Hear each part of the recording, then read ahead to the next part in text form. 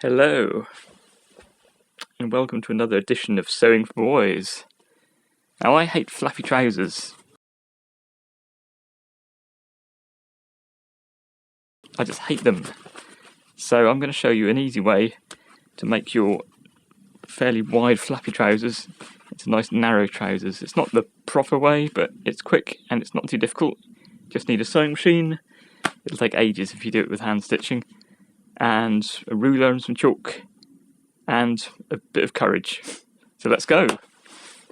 I've done this a couple of times now, and what works best for me is removing some of the inside of the leg here, because on the outside of the trousers we've got pockets and it's just complicated trying to deal with this, because the trousers conveniently have a seam each side. So what we're going to do is remove a bit of fabric all the way up here, but instead of cutting it and then re-sewing it, I'm going to sew it and then cut it. It's easier that way. So first I'm going to take the trousers and turn them inside out. This is the easiest bit.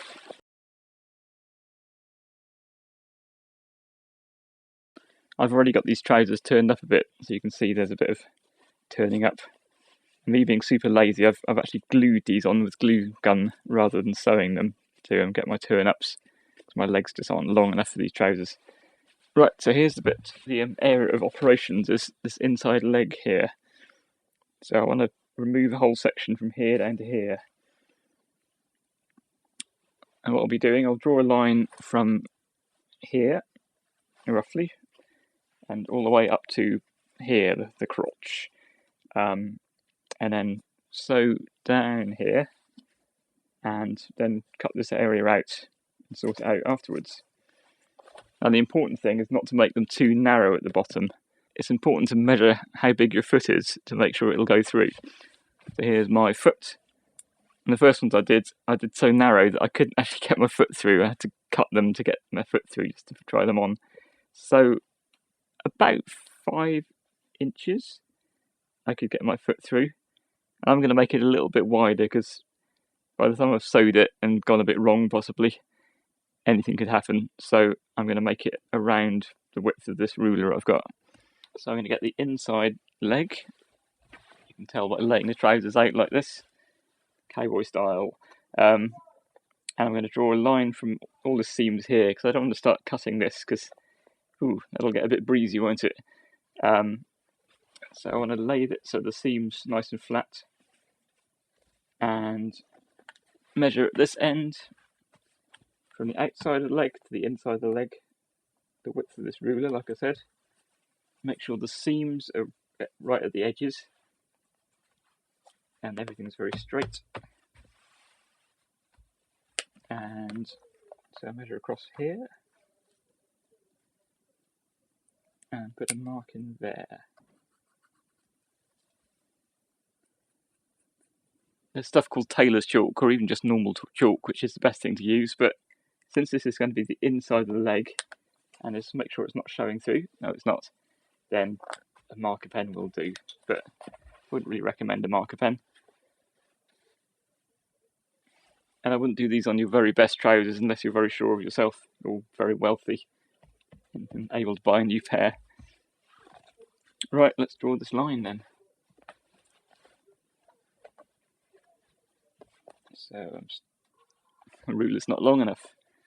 I'm going to sew up here and then end up kind of joining in with the seam. So I'm going to go up to here and then carry on up the seam a little way, so there's no risk of things falling apart. That looks about right. So here's my line.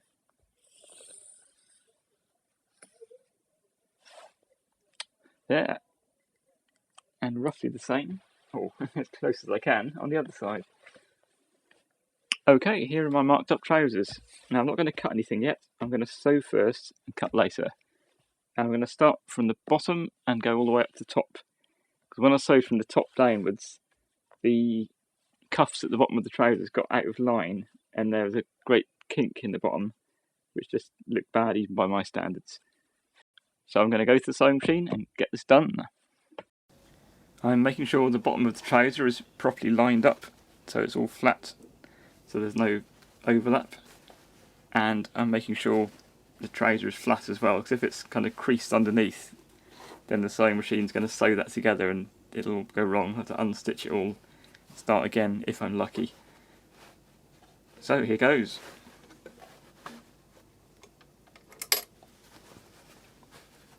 I'm using a fairly close stitch with a slight zigzag on it. I'll have to wait and see as to whether this stitching will hold together or whether we'll have some embarrassing splits when I'm out and about. And I'm going to start with the classic forward and back sewing motion, just to start off, to make sure the thread doesn't start unpicking from the bottom up.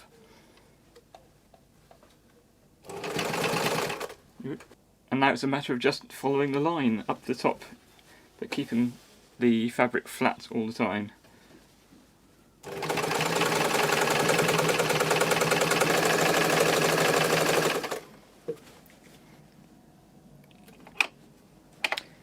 And now I've joined up with where the seam was originally, so I'm going to do a bit forward and back, just to finish it off.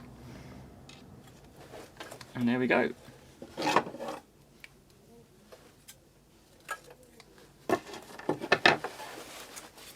So how did it go? Well, here are my two seams. They both start at the bottom and go up to about the same position here. And I'm going to do the foot test to see whether my foot actually fits through the hole. It's a bit tight, but yeah, that'll work. So, it's worth carrying on. Before I turn them inside out, I've got to do the all-important cutting away all this extra fabric. So I'm going to do that now. If you're doing much sewing, it always helps to have a decent pair of proper sewing scissors. Makes cutting a lot easier. And even with them, you'll see that I'm not very good at cutting. So don't cut too close to this seam, because you're going to end up cutting through it if you're not careful. There's going to be a little bit of a flap left, and if you look on most seams on trousers, there's a kind of overlap which they tend to iron down. I should have mentioned you could do with an iron later on as well. So I'll give about a centimetre of space there, which will allow for me to make a few mistakes as well.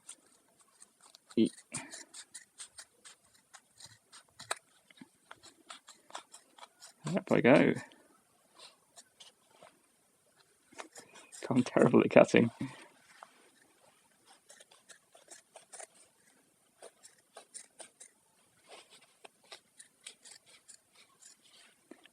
So the old seam is going away entirely. I'm cutting that off, and I'm left with my new seam.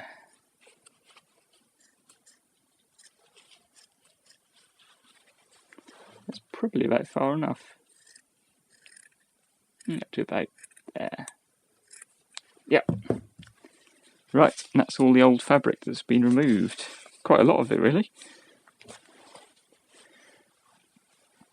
And what we can do with this bit is either turn it over one way and iron it down, or you'll usually see it turned over like that and ironed flat. And in professional clothes, they use something called an overlocker, I think I'm right here, to put more thread over the edge here to stop it fraying. This fabric probably will fray a bit, but I think I'm not going to worry too much about that. If it starts happening, I'll do some more sewing.